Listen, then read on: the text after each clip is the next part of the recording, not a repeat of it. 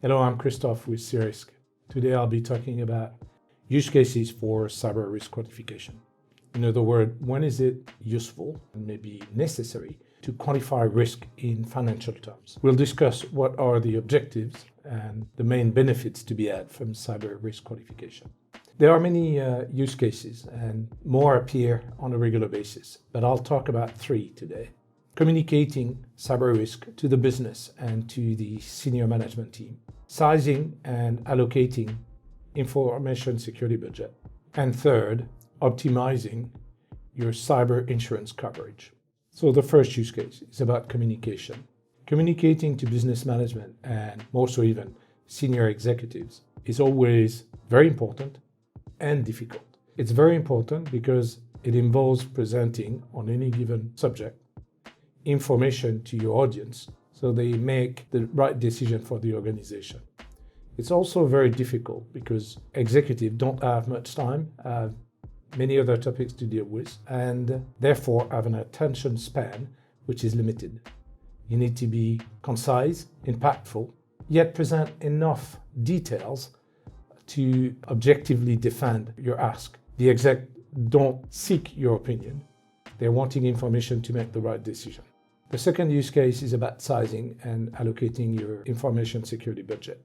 In all organizations, most functions, from sales to human resource to production even, present their projects, their investment requirements using data. Evidently, we could not imagine a marketing director requesting an important budget on the promise that they're going to gain some market shares. Cybersecurity is the same. The quantification of risk in financial terms allow decision makers to understand the probable frequency and probable magnitude of losses the organization would incur if a loss event was to happen. That's the only way for organizations to objectively compare risk scenarios in order to prioritize which one should be dealt with first.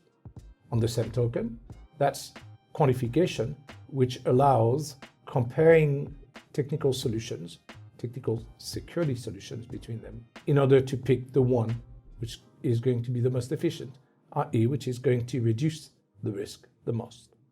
The third use case is cyber insurance, and increasingly organizations find themselves incapable or not wanting to bear all the costs that would result from a loss event. So they transfer that risk, i.e. they subscribe to cyber insurance, whereby the insurance company will cover part or all of the cost resulting from a cyber loss event.